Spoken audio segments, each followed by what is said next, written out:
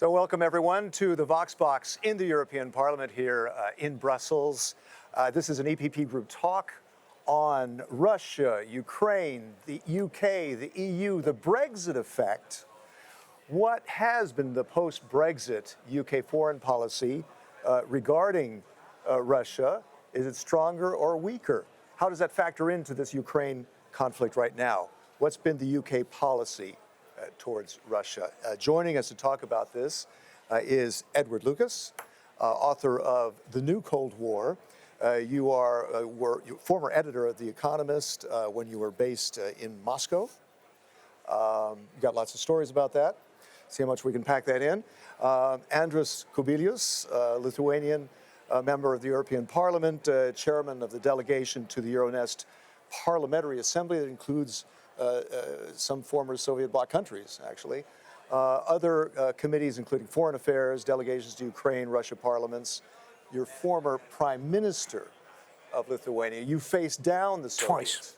Twice. Thank you. I stand corrected. And Sean Kelly. Sean Kelly from Ireland, EPP Group vice chair, delegation to the EU-UK Parliamentary Partnership Assembly. That was established after Brexit, right? Yes. So very important to get your take on how how Brexit affected UK policy on Russia. Let's start with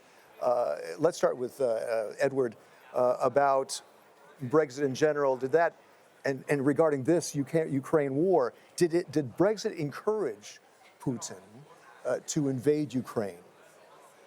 I think that Brexit contributed to the idea that the West was divided.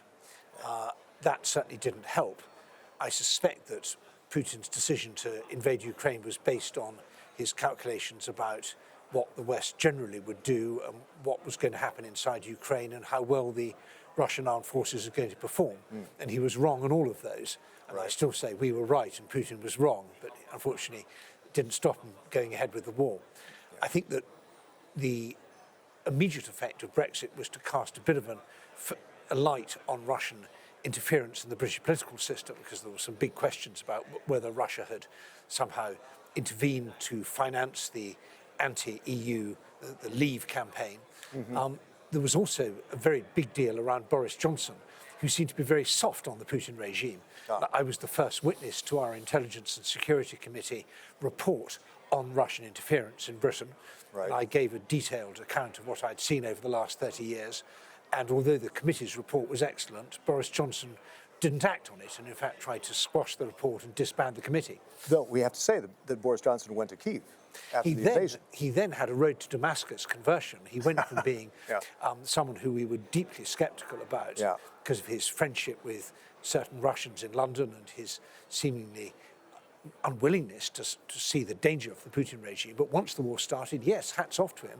Right. He's done a fantastic job in focusing British aid to Ukraine, both military and financial. He's also played an important role in Washington, D.C., where he's very popular among the Republican Party, in making sure they don't go squishy on Ukraine. Well, so that's that interests me too. I mean, as far as the politics, as far as the parliamentarians that you deal with, Sean, in the UK, how much did Brexit affect the UK's policy toward Ukraine that you saw? Not a whole pile, I would think, in the sense that Brexit happened, and I agree it gave the impression that Europe was weak. But looking at that impression, many more had that impression as well. And if you ask people before Russia invaded Ukraine, would the European Union take in millions of Ukrainian refugees and welcome them with open arms? They'd say, probably not. Probably not. Even taking my own country, we were asked to take in, and we took in about 4,000 in the previous refugee crisis. And they were tolerated, let's say. Now we've taken in almost 100,000. If you said to anybody before Russia invaded Ukraine that Ireland would openly welcome 100,000 refugees, they'd say no way. So in that sense, Putin wasn't alone in his calculations.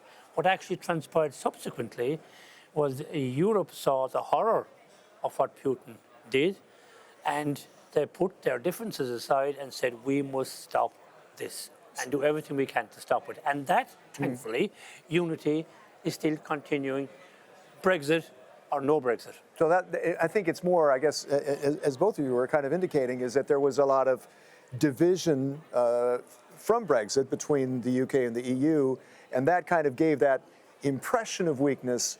And after that, then the invasion of Ukraine actually galvanized the unity in the West overall, right, Andrius?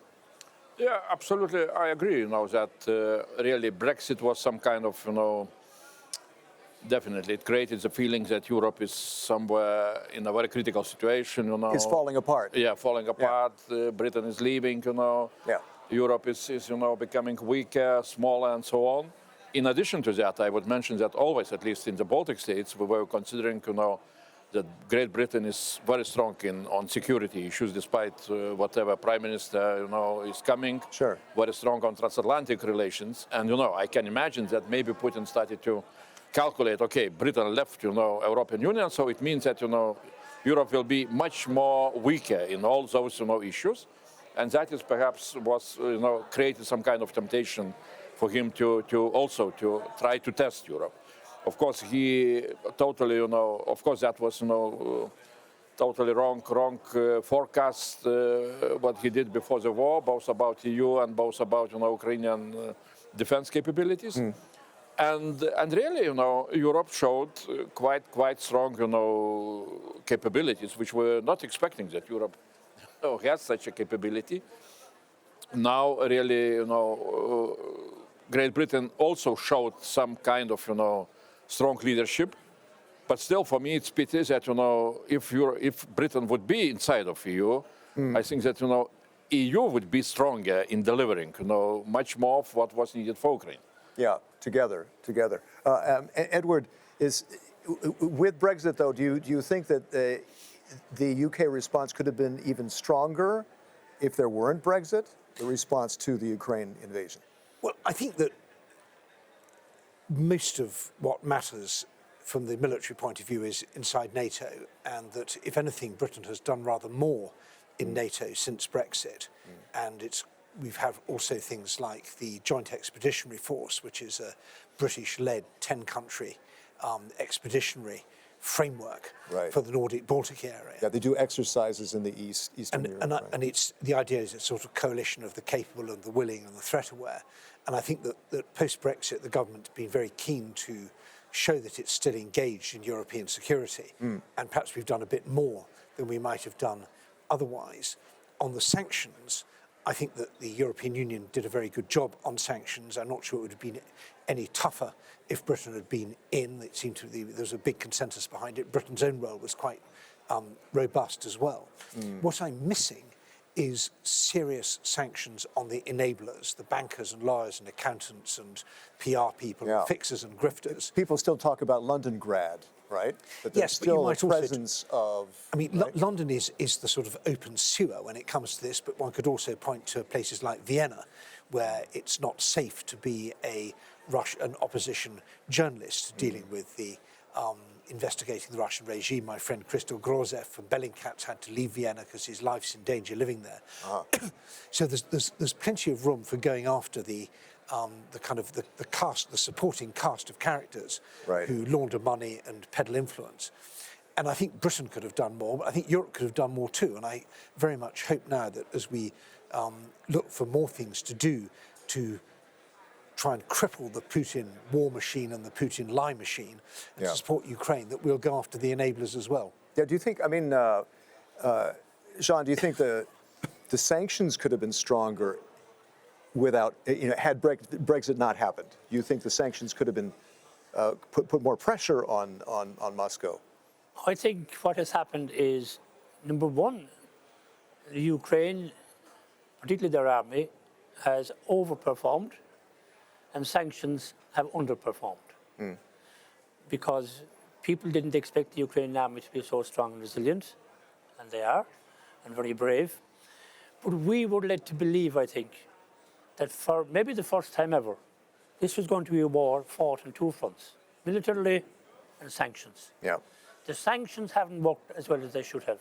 And they need to be re-looked at. And we need information, up-to-date information on where they're working, where they're not working, who's actually abiding by them, and who's cheating by getting ways around them. And I think now is the time, particularly because this is going to be a crucial year, that we sit down and we look at how effective sanctions can be, and we look at extending sanctions as well to many individuals in particular who are part of Putin's general wall cabinet, if you want to put that way, over the years. And I think that is crucial. And I think the United Kingdom, particularly now if you get over the issues in relation to Northern Ireland, and the Windsor Agreement passes, then there's a huge opportunity for the EU and the UK come together on sanctions, especially. Yeah, that's what I'm. That was one of my questions up ahead about that Windsor framework, the agreement on Northern Ireland, that perhaps that could mend the relations so that there is more unity on foreign policy. That in a strange way, do you think that this came about, Andrius, because of the Ukraine conflict? That they buried the UK and the EU buried the hatchet when it came to Northern Ireland to move ahead. Well, at least I can say that it's really a good development. I don't know how much the war convinced both sides in negotiations on the Windsor agreement. But in any case, of course, if that was creating some kind of tensions in between of EU and Great Britain, it's good that it's resolved. Because really, Great Britain is playing a huge role, and I am again. It's pity that Great Britain left us, because inside of EU they were doing a lot of very important influences. Right. Now, of course, they are showing an example, but some EU member states are not very keen to follow good examples. They need to be convinced. And I remember very well, I remember, and I'm quoting, last year data, which were published by Politico somewhere in October, because the data are perhaps now different. But at that time, the data on how much weapons were provided by Great Britain, EU, and United States was very clear. US provided 25 billion euros value of weapons at that time. Great Britain provided 4 billion, and the whole European Union 5.6 billion euros value. So it means that Great Britain was almost providing the same amount what the whole European Union was providing. Yeah. So to have such a power inside of EU and to convince Germans and to convince France to follow British example, that would be great achievement. Now we lack that, Yes. Right. But Right. I think, to me, the point about the Windsor Agreement is not just that it undoes some of the completely stupid damage to the political process in Northern Ireland and to British relations with the EU and so on. Right. What it really shows is that the taboo is over for the Conservative Party. That ever since Brexit, we've had this idea that the EU is kind of the enemy. We need to be very tough. Yeah. They're out to get us. Any concession is a sign of weakness. And the patriotic British thing to do is to be as tough as possible with the European Union on all fronts. Yeah. Now, but now there's a bigger enemy. well, I think exactly. Well, I think there's two things happen. One is that this has run out of road in terms of Britain. That there's no real mileage for the Conservative Party. Obviously, I'm a Lib Dem politician. I'm on the opposition, and I've lamented this all the time. But I think what's also clear is that Europe realises that it's strategically naked without the United States. And this has been a huge wake-up call. The idea that you have a serious war happening on the borders of the European Union, and that Europeans are pathetically dependent on the United States as the security guarantor. That there's a desire to fix that, though. We need to fix it, but it's going to be a long, long time in the fixing. And in the meantime, you can't necessarily rely on the United States being there all the time, because we might get another President Trump or something else. And then you look round, you think, well, can Germans be the linchpin of European security? Not really. Can the French? Not really.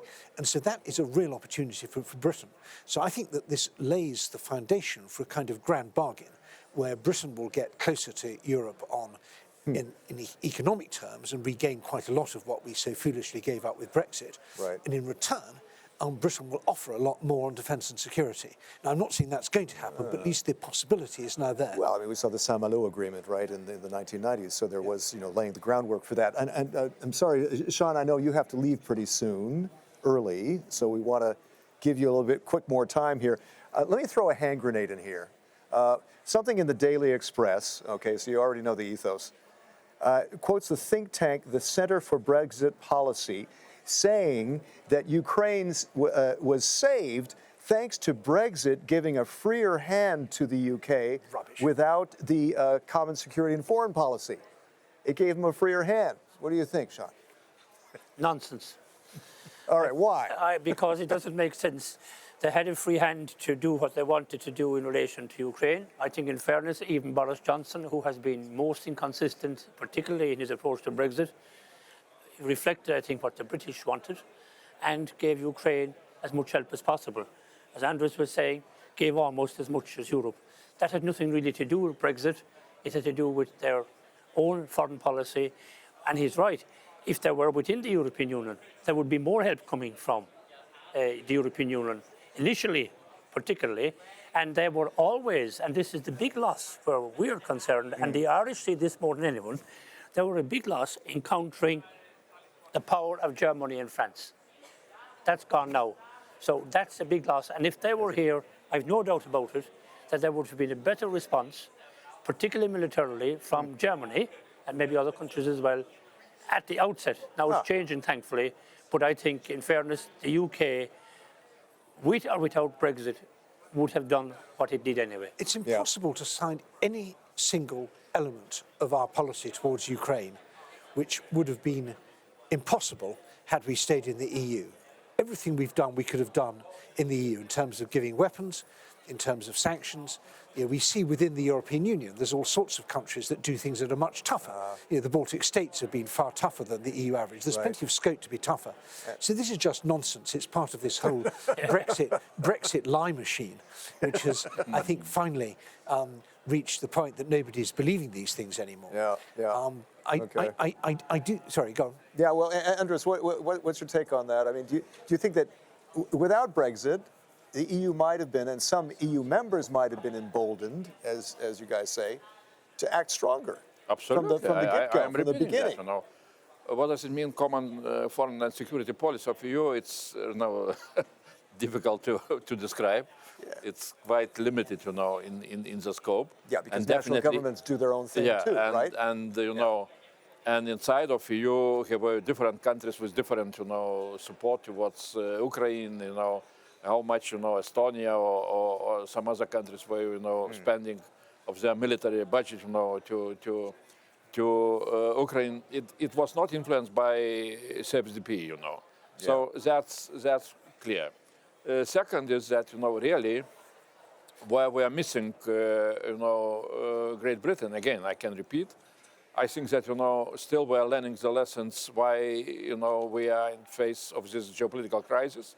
We need to understand what was wrong in our decisions before, but also we need to design new decisions, new policy instruments, new strategic, attitude. I was, yesterday we had a nice discussion with Ukrainians and also experts on defense industries and so on and so on. I said, look, we're still using only those instruments of European Union during the war, which were established during the peacetime, like peace facility, some other instruments and so on and so on. We need to move forward now. Right. And that is where British, leadership, British experience, would be very much needed. Yeah, it would have reinforced, right? Yes. Edward, do you want to add something to that point before I go to something else? I think we've got a consensus here that the European foreign policy, it wasn't a break, but it would have been, I think, stronger and sharper if we'd had Britain in, not least because of the enormous amount of energy and time that we wasted on Brexit. I mean, every one of those meetings involved people who could have been working on other things. That's true. And I think that we missed a trick with taking advantage of what was going on in Ukraine post-Maidan we could have already worked harder on the integration, and Andrius knows more about this than anybody. That there was opportunities to build Ukrainian infrastructure, improve connectivity, capacity building in institutions, all these things that would have made them even better able to resist the Russian attack and an even more intimidating target, perhaps, for Putin. Right. So and I think one of the things I'm missing in all of this is any sense of contrition. This is the most monumental geopolitical error in our statecraft. Brexit, yeah. Well, no, the entire European policy towards Russia since 1991 has, in the words of the EU, been a monument, of the FT, been a monumental error. And there's very few people anywhere in Western Europe who are putting their hands up and saying, yes, we got it wrong. People like Andrius and his colleagues in Latvia and Estonia have been warning us for years and years about this, and the warnings were not just ignored. The people who delivered the warnings were patronized and belittled. And in all of Europe, only one head of government, Sanna Marin from Finland, has actually had the courage to say, you know what, you guys warned us, we were wrong. And I think that's stunning. And until we, in particularly the countries of the Old West, the big rich countries of the western half of Europe, until they're willing to face up to the terrible results of their greed, arrogance, ignorance and naivete towards the Kremlin, I don't think we're going to get our policy right. Andrius, yeah, I mean, the Baltic countries have been worried about and warning about the Nord Stream 2 pipeline, for instance, right? Yeah, we were warning and we were, cutting our pipelines, which we had with Gazprom before, in 2008. Right. One of my, government strategic agenda issues, besides fighting financial crisis, was, of course, to get rid of Gazprom monopoly. And we understood very well how much, being so heavily dependent on Gazprom, you are becoming, weak and really, possibilities for all the hybrid interferences by Kremlin is becoming very big ones. Second, of course, we saw very clearly that to leave Ukraine in some kind of gray zone, not giving, I will not speak even about Bucharest summit, which NATO summit, which was a big mistake, but even not giving clear membership perspective, on EU was big mistake. Yeah. And that was, that was how this temptation for Putin was created, Right. No reaction. Do you think that could have been different had there not been Brexit, though? That kind of policy? I would, if Britain would be, inside of EU, I think that this geopolitical thinking would be much more available for all the Europeans, And we've always been in favour of widening, we put widening ahead of deepening. Right. And some of the other Old West prefers deepening to widening. Yeah. So I think we would have backpedaled a bit on things like the some elements of common economic and other policies, and we would have pushed a bit harder on getting a membership perspective for Ukraine. That would have been a very strong British policy if we hadn't made this disastrous wrong turn in 2016. Right. Okay. Let me ask another thing about disinformation, because there are those who, there was evidence that Russian disinformation helped to encourage Brexit, right?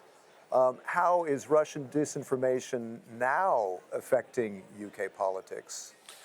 Well, I'm cautious. It's too easy to blame it on Russia. It wasn't Russian disinformation that made David Cameron call the stupid referendum. It wasn't Russian disinformation that made him come out with this pretend renegotiation. It wasn't Russian disinformation that made the Remain campaign be run really, really stupidly.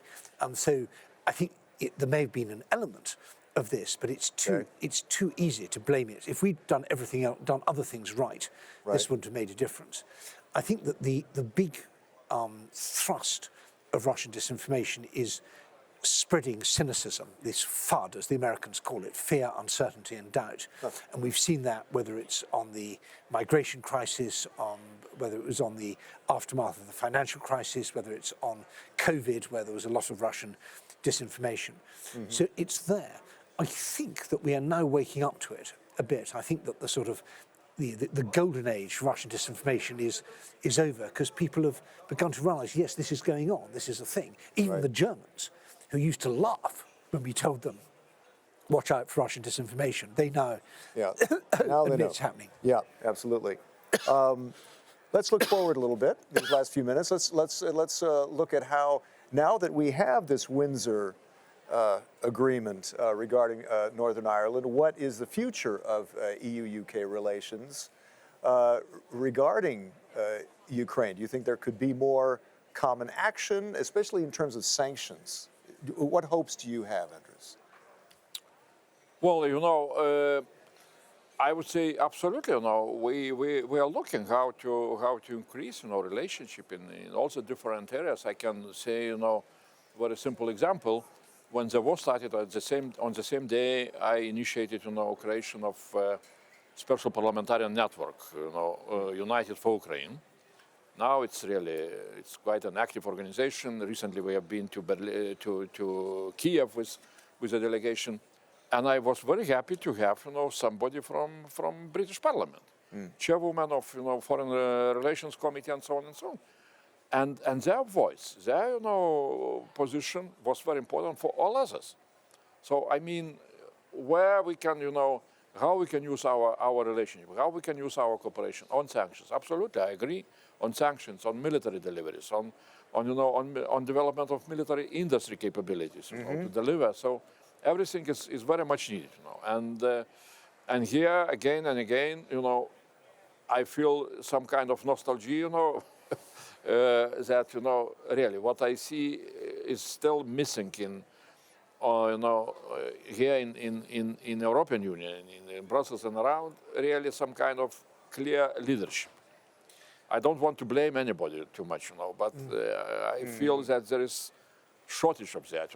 Still we are not overcoming in some ways the shock of which perhaps some capitals in the West faced with that war, when they were calling Putin each day, and this language of dialogue with Putin was so popular.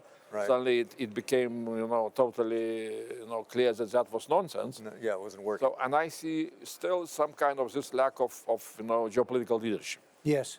And that is where Great Britain perhaps can be really very, very important and very, very influential. Yeah. No, I think there's still a stunning lack of urgency just in the period we've been talking. Probably 1 or 2 Ukrainians will have been killed, and 3, 4, 5, 6 will have suffered traumatic, life-changing injuries, and we don't smell the smell of battle here. And there's certainly room for more urgency and a more decisive approach. I think where I would be particularly keen to see more British EU cooperation would be in getting the message across outside the sort of traditional West.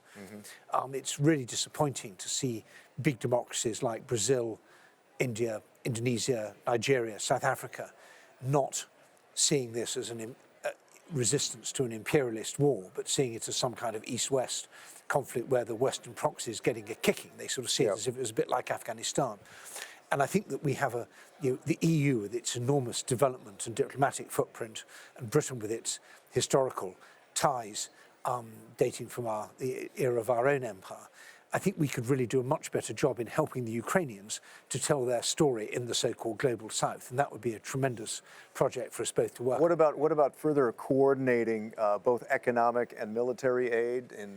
Right now we're facing challenges about providing even enough ammunition. The main channel for that is NATO. And the Americans are doing the heavy lifting. I think sanctions, as I mentioned earlier, on the enablers, there's a whole bunch of people who are not scared, and they should be scared. And there's still more to do on some bits of the Russian connection with the energy market. But I think that the key thing, as Andrius said, is leadership. And we are still, President Zelensky is not just leader of Ukraine, he's almost the leader of the free world, and that's terrific. We admire very much what he's doing, but we could mention the excellent leadership of Kaja Kallas in Estonia and Prime Minister Šimonytė in Lithuania, and there's a very impressive new president of the Czech Republic, but it still looks like a bit of a leadership desert when you look around the most of the Old West, and that's shaming, really. Okay. I would say again on this leadership question, where I would like to see that Great Britain would use its leadership power to convince other Western partners, especially big capitals, not to be afraid of, full Ukrainian victory against Russian military Absolutely, army. yes. Because that is what I see. Some countries are hesitating Yeah. to deliver enough of weapons because they are afraid that, if Ukrainians will defeat Russians, so Russia will go into collapse, total disorder, there will be no control on nuclear weapons and so on and so on. And this is totally wrong approach. And British, leadership could say in a very simple way, let's do the job, Yes. and Right. that is opening opportunities possibly for positive changes in Russia. Right. No, that's what is very much needed. I hope you weren't looking for disagreement here, because I completely agree with Andrius on this. And I think Fine. we need to get the discussion very firmly onto victory, what it means, and what we do after victory, both in terms of reconstruction of Ukraine and dealing with post-defeat and post-Putin Russia. This is something that Andrius has been working on with very powerful insights. Right. And I think that there's still the kind of the way we frame the question in much of the Old West is still is very distorted and anachronistic. We need to think much more clearly about where this is actually going and work on that. And I'd be delighted if Britain can contribute on that. So can we just conclude saying that? Can I conclude saying that that despite Brexit, Europe and the UK, the EU and the UK, have been able to unify despite Brexit, been able to unify regarding Ukraine?